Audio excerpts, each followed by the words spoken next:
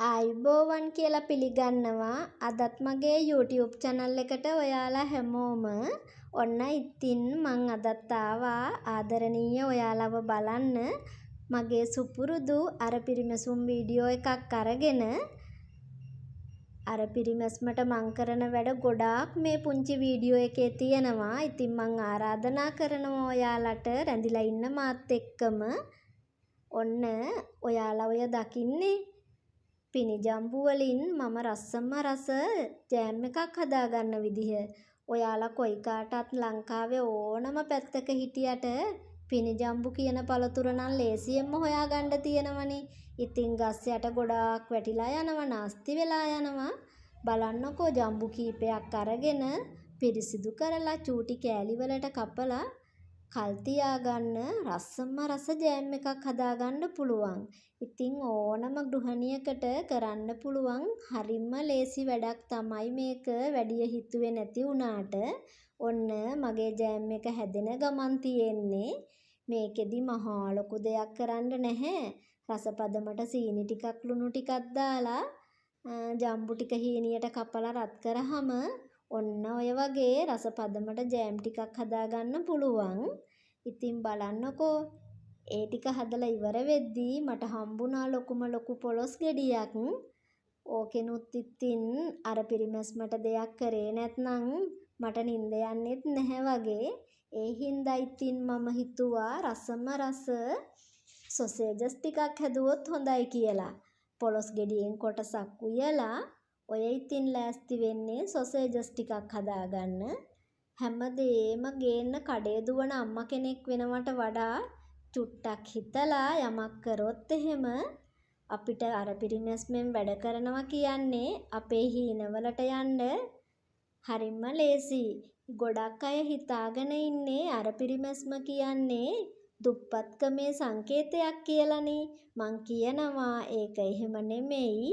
අර පිරිමැස්ම කියන්නේ අපේ හීනවලට යන කෙටි පාරක්. ඔන්න බලන්නකෝ මං හදාගත්ත සොසේජස් වලින් අද මට හිතුණා වේල පිරිමහ ගත්තොත් හොඳයි කියලා.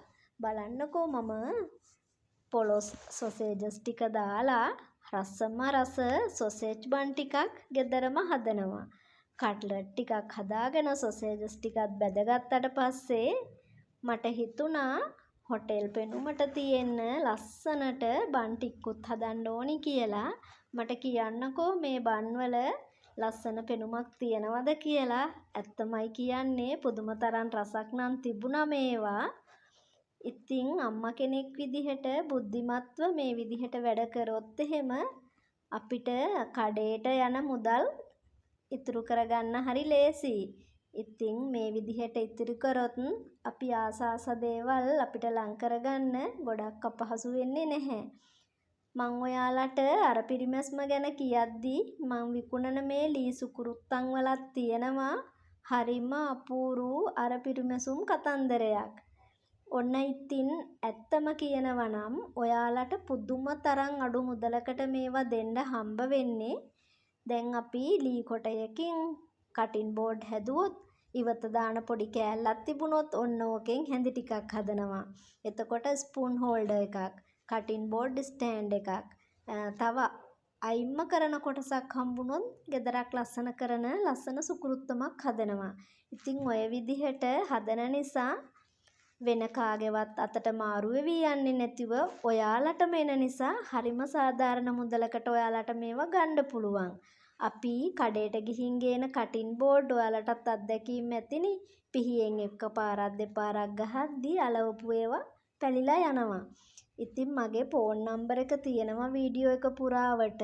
ඔයාලට පුළුවන් මට කතා කරන්න, WhatsApp මැසේජ් එකක් දාන්න. ඔයාලා මේ වීඩියෝ එකේ දකින සුකුරුත්තන් වලට වඩා ගොඩාක් සුකුරුත්තන් ඔයාලගේ ගෙදරට ගෙන්න ගන්න පුළුවන් දේවල් මං ගාව තියෙනවා. ඉතින් මට කතා කරලා ඔයාලට පුළුවන් සෞඛ්‍ය ආරක්ෂිත ලී සුකුරුත්තමක් ඔයාගෙම කරගන්න හරිම සාධාරණ මුදලකට. ඔන්න ඉතින් ආයෙත් ළඟදි දවසක ඔයාලව බලන්න එනකන් අදට මං ගිහින් එන්නම්. ඔයාලා සතුටින් පරිස්සමින් ඉන්න. බුදු සරණයි ඔයාලට.